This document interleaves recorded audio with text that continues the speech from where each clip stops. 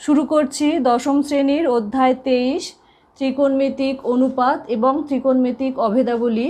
এই অধ্যায়ের কোষে দেখি 23.1। এর আগের দিন আমি তোমাদের 6টা ত্রিকোণমিতিক কোণানুপাত এবং সেই 6টা কোণানুপাতগুলির মধ্যে কে কার অনন্যক সেগুলো আমি ডিটেলসে আলোচনা করেছিলাম।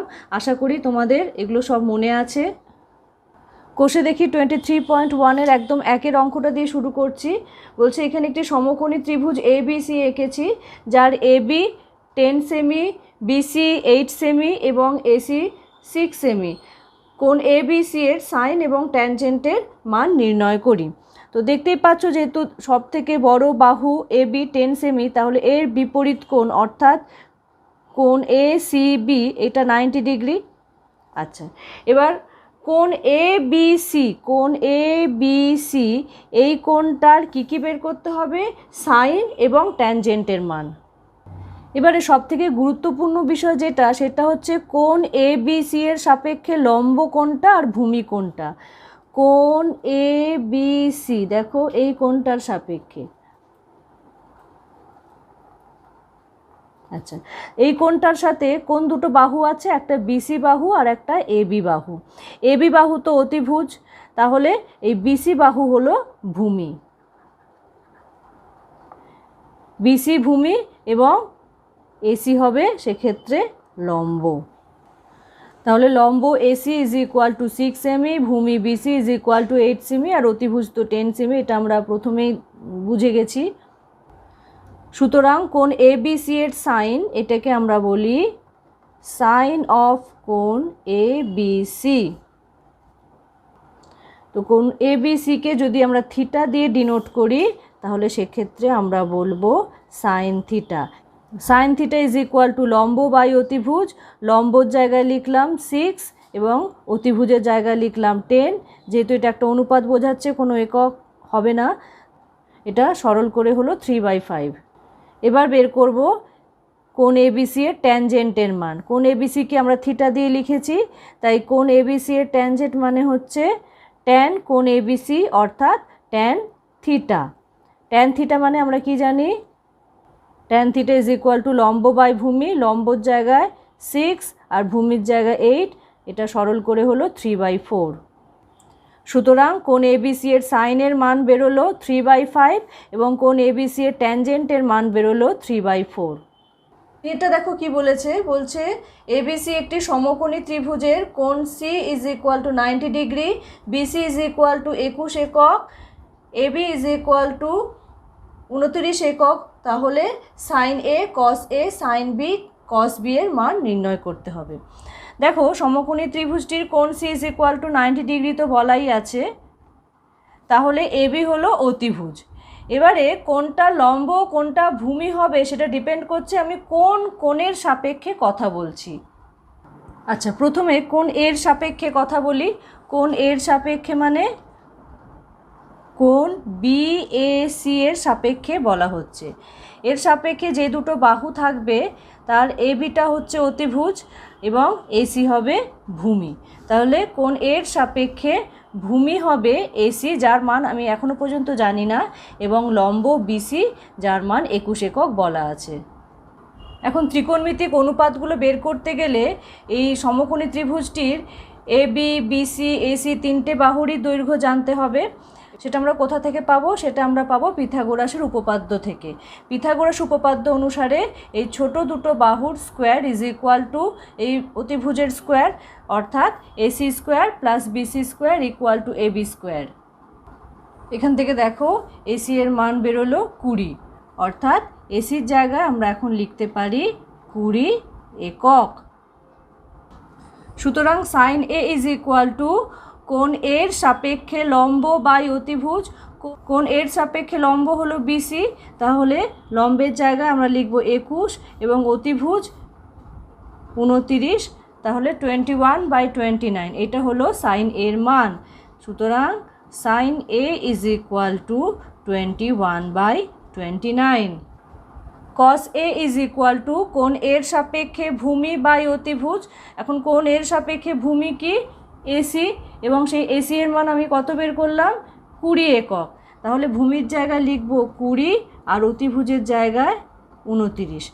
সুতরাং cos A is equal to 20/29। এবার সাইন বি এবং কস বি এর মান বের করতে হবে। সুতরাং কোণ বি এর সাপেক্ষে অর্থাৎ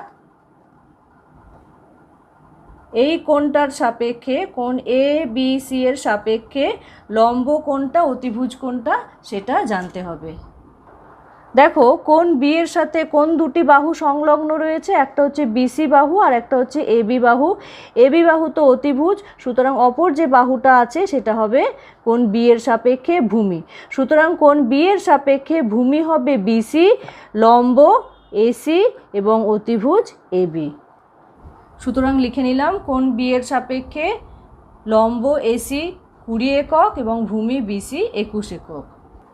সুতরাং sine B is equal to কোণ বি এর সাপেক্ষে লম্ব বাই অতিভুজ, কোণ বি এর সাপেক্ষে লম্ব কি বললাম এসি 20 একক, তাহলে উপরে লিখব 20 এবং নিচে অতিভুজের জায়গায় অতিভুজ তো 29 একক সবার আগেই বলা আছে, তাহলে অতিভুজের জায়গায় লিখব 29। সুতরাং sine B is equal to 20/29। Cos B হচ্ছে কোণ বি এর সাপেক্ষে ভূমি বাই অতিভুজ, ভূমির জায়গায় বিসি 21 একক অর্থাৎ শুধু 21 এবং অতিভুজের জায়গায় 29। সুতরাং cos B is equal to 21/29। আশা করি 1 এবং 3 অঙ্কটা তোমরা খুব ভালো করে বুঝেছো, তাহলে তোমরা 2 অঙ্কটা নিজেরাই করতে পারবে। 4 অঙ্কটা কি বলেছে দেখো, cos theta is equal two 7/25, তাহলে থিটার সকল ত্রিকোণমিতিক অনুপাতের মান নির্ণয় করো। সকল ত্রিকোণমিতিক অনুপাত মানে যে 6টি ত্রিকোণমিতিক অনুপাত আছে sine theta, cos theta, tan theta, sec theta, cosec theta, cot theta, সেইগুলোর মান নির্ণয় করতে বলেছে। এখানে দেখো আমি একটি এবিসি সমকোণী ত্রিভুজ এঁকেছি, যার কোণ বিকে আমি সমকোণ দেখিয়েছি এবং কোণ এ সি বি একে থিটা দিয়ে ডিনোট করেছি এবং সেই থিটা কোণের সাপেক্ষে কস থিটা ইজ ইকুয়াল টু 7/25। আচ্ছা, এখানে আমি একটা খুব গুরুত্বপূর্ণ কথা বলবো, তোমরা সবাই মনে রাখবে। এখানে দেখো 7/25 মানে লব এবং হরকে যদি আমি 2 দিয়ে গুণ করি তাহলে সেটা দ্বারা 14/50, সেটা কিন্তু 7/25 সাথেই সমান হয়। ঠিক একইভাবে লব এবং হরকে 3 দিয়ে গুণ করলে 7/25 ইজ ইকুয়াল টু দাঁড়ায় 21/75। তো 7/25 is equal two 14/50 is equal two 21/75 is equal two 28/100 and so on, চলতে থাকবে ব্যাপারটা। সুতরাং এই যে cos theta is equal two 7/25 দেখে যদি কেউ বলে দেয় যে ভূমি ইজ ইকুয়াল টু 7 একক, অতিভুজ ইজ ইকুয়াল টু 25 একক, তাহলে কিন্তু তার ধারণাটা ভুল। কারণ যে ত্রিভুজের ভূমি 14 একক, অতিভুজ 50 একক, বা যে ত্রিভুজের ভূমি 21 একক, অতিভুজ 75 একক, তাদের প্রত্যেকের ক্ষেত্রেই কিন্তু cos theta is equal two 7/25। সুতরাং cos theta is equal two 7/25 দেখলেই ভূমিকে 7 একক বা অতিভুজকে 25 একক বলা যাবে না। ভূমি 14 একক, অতিভুজ 50 এককও হতে পারে, ভূমি 21 একক, অতিভুজ 75 এককও হতে পারে। তাই ধরে নিলাম সমকোণী ত্রিভুজটির ভূমি BC is equal two 7K একক এবং অতিভুজ AC is equal two 25K একক, কে গ্রেটার দেন 0 একটি ধ্রুবক। পিথাগোরাস উপপাদ্য লম্ব স্কোয়ার প্লাস ভূমি স্কোয়ার ইকুয়াল টু অতিভুজের স্কোয়ার থেকে আমরা পেলাম যে AB square plus BC square equal to AC square. সেখান থেকে এবি ইজ ইকুয়াল টু বেরোয় √ AC square minus BC square. এসির জায়গায় কত লিখব 25K এবং বিসির জায়গায় লিখব 7K। সেটা বসানোর পর ক্যালকুলেশন করলে এটা দাঁড়াবে 24K একক। ঠিক আছে, সুতরাং লম্ব AB is equal two 24K একক। সুতরাং sine theta is equal to কী হবে, লম্ব বাই অতিভুজ, লম্বের জায়গায় 24K এবং অতিভুজের জায়গায় 25K, সেটা লেখা হলো। তাহলে এটা দাঁড়ায় 24/25। এখন আমরা জানি কোসেক থিটা হচ্ছে সাইন থিটার অনন্যক, সুতরাং cosec theta is equal two 1/sin theta, অর্থাৎ সাইন থিটার এই ভ্যালুটা উল্টে যাবে, হয়ে হবে এটা 25/24। কস থিটা তো দেওয়াই আছে 7/25, সুতরাং সেক থিটা যেটা কস থিটার অনন্যক সেটা হবে 25/7। Tan theta is equal two আমরা জানি লম্ব বাই ভূমি, লম্বের জায়গায় 24K এবং ভূমির জায়গায় 7K, সেটা লিখলে tan theta is equal two হয় 24K/7K মানে 24/7। কট থিটা ট্যান থিটার অনন্যক, সুতরাং কট theta is equal two 1/tan theta is equal two 7/24। সুতরাং দেখো 6টা ত্রিকোণমিতিক অনুপাতের মান আমরা পেয়ে গেলাম, সেগুলোকে একসাথে লিখে দিলাম উত্তরের আকারে, দিয়ে অঙ্কটা কমপ্লিট হলো।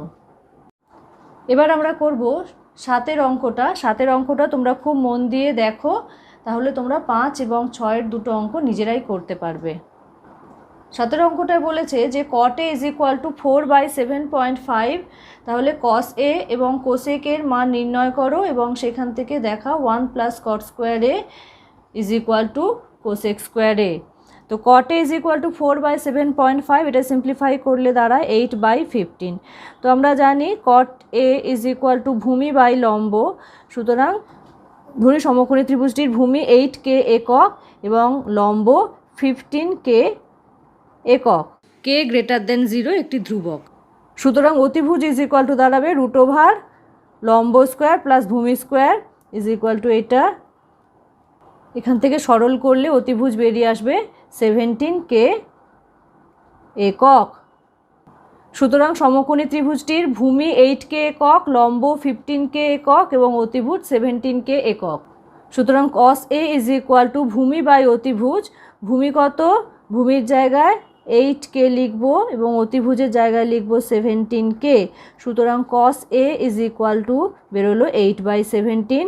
সিমিলারলি cosec A হচ্ছে অতিভুজ বাই লম্ব, অতিভুজের জায়গায় 17K এবং লম্বের জায়গায় 15K, so is equal two 17/15। এবার অঙ্কটার দ্বিতীয় পর্বে আসি, যেখানে প্রমাণ করতে হবে 1 + cot square A is equal two cosec square A। তো আমি বামপক্ষ দিয়ে শুরু করলাম, বামপক্ষ হচ্ছে 1 + cot স্কোয়ার A। এবার cot A মানে এখানে দেওয়াই আছে 8/15, তাই 1 + cot স্কোয়ার A দাঁড়ালো 1 + 8/15 whole square is equal to 1 + 64/225। দেখো এই যোগটা করে দাঁড়ালো 289/225। এবার দেখো 289 মানে হচ্ছে 17-এর স্কোয়ার এবং 225 হচ্ছে 15-এর স্কোয়ার, তাই 289/225 হচ্ছে 17/15 হোল স্কোয়ার। এবার 17/15 এটা কার ভ্যালু, cosec এর ভ্যালু, তাই 17/15 হোল স্কোয়ার এটাকে আমি কি লিখতে পারি, cosec square A। cosec A যেটা ছিল তার স্কোয়ার করলে হয় cosec স্কোয়ার A, সুতরাং এটা দাঁড়ালো cosec স্কোয়ার A এবং এটাই কি ছিল, ডান পক্ষ।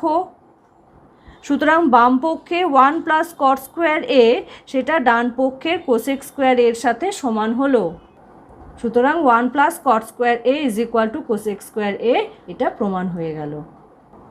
9-এর অঙ্কগুলো শুরু করার আগে আমি ত্রিকোণমিতিক যে 6টি অনুপাত রয়েছে তাদের নিয়ে আরেকটু ডিটেলসে আলোচনা করি। দেখো এখানে আমি দু ধরনের ত্রিভুজ এঁকেছি থিটা কোণের রেসপেক্টে। এই ত্রিভুজটার ক্ষেত্রে দেখো লম্বের দৈর্ঘ্য ছোট, ভূমির দৈর্ঘ্য বড়। থিটা কোণের রেসপেক্টে এই ত্রিভুজটা লম্বের দৈর্ঘ্য বড় এবং ভূমির দৈর্ঘ্য ছোট, ঠিক আছে। তাহলে এবারে আসি আমি সাইন থিটাতে। সাইন থিটা হচ্ছে লম্ব বাই অতিভুজ।